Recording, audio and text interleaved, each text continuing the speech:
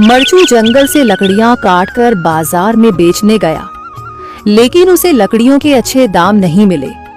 इस पर मरचू ने कहा, अरे भैया, इतने कम पैसे? इन पैसों में तो 2 वक्त का खाना भी नहीं मिलेगा। आप मुझे बहुत ही कम पैसे देते हैं। मैं इतनी मेहनत से लकड़ियां काट कर आता हूँ, लेकिन उनके पैसे मुझे बहुत कम मिलते हैं। भैया, तुम्हारी लकड़ियां होती ही इतनी कमजोर हैं कि मैं इससे ज्यादा पैसे नहीं दे सकता।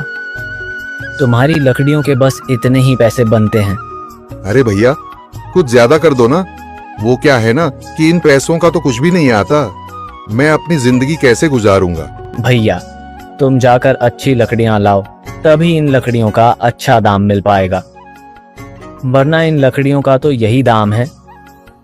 ये सुनकर मरचू बहुत ज्यादा परेशान हो गया और पैसे लेकर किराने की दुकान से सामान खरीदकर घर आ गया।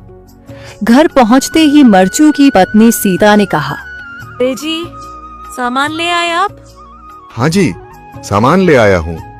सीता के चेहरे पर खुशी छा जाती है, लेकिन जब उसने सामान देखा, जी, इसमें तो बहुत थोड़ा सामान है। हाँ सीता, मुझे पता है कि यह सामान बहुत थोड़ा है, लेकिन मैं क्या करूं? मेरे पास जितने पैसे थे, मैं उतने का ही सामान लेकर आ गया हूँ। इस तरह हमारा गुजारा कैसे हो पाएगा जी? आपको तो पता ही है कि हम कितनी मुश्किलों से गुजारा करते हैं। हाँ हाँ, मुझे पता है, लेकिन मैं कर भी क्या सकता हूँ? मेरे पास इतने पैसे ही नहीं कि हम एक अच्छी जिंदगी गुजार सकें। इतनी मेहनत कर रहा हूँ, लेकिन फिर भी मेहनत का फल नहीं मिल रहा। इतनी मेहनत से अच्छी लकड़ी काट कर आता हूँ, लेकिन मुनासिब दाम नहीं मिलता। मैं तो बहुत परेशान हूँ। क्या करूँ? कहाँ जाऊँ? अरे जी, आप परेशान न हो, आप कोई और काम देख लें। मैंने कई बार काम तलाशने की कोशिश की, पर किसी ने भी मुझे काम नहीं दिया। ये सुनकर सीता भी काफी ज्यादा परेशान हो गई। मरचू से सीता की परेशानी नहीं देखी गई। उसने अपनी पत्नी सीता से कहा, मैं फिर से जंगल की ओर जा रहा हूँ। अरे जी, अभी मत जाइए ना, वैसे भी शाम हो रही है। आप कल चले जाइएगा, अभी मत जाइए। ठीक है, अगर तुम रोक रही हो तो मैं नहीं जाता। मैं कल चला जाऊंगा। इसके बाद मरचू गांव में घूमने के लिए चला गया। तभी उसे एक आदमी मिला और उसने कहा, कहाँ जा रहे हो भैया? और सुनाओ, क्या हाल चाल है? जिंदगी कैसे गुजर रही है? अरे भैया, तुम्हें तो पता है कि लकड़ियां काटकर कैसे गुजारा होता है। हाँ भैया, तुम सही कह रहे हो।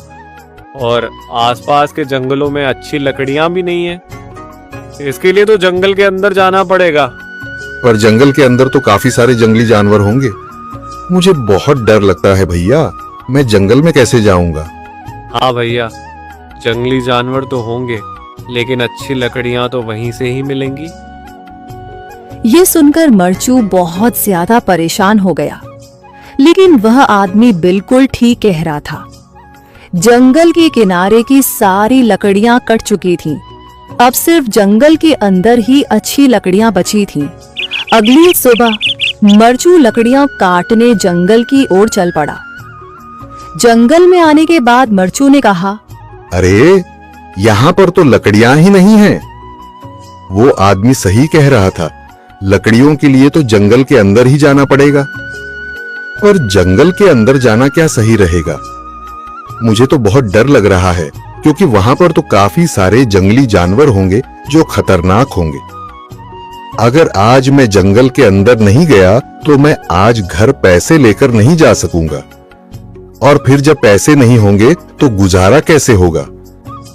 मरचू जंगल के बाहर खड़ा सोचता ही रहा और फिर उसने सोचा, अरे, यहाँ पर भी कोई मजबूत पेड़ दिखाई नहीं दे रहा जिससे मैं लकड़ियां काटकर घर ले जा सकूं।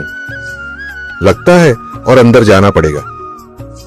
यही सोचकर मरचू जंगल के अंदर चला गया। अंदर जाने के बाद उसने इधर उधर पेड़ देखे, पर उसे कोई भी अच्छा पेड़ दिखाई नहीं दिया।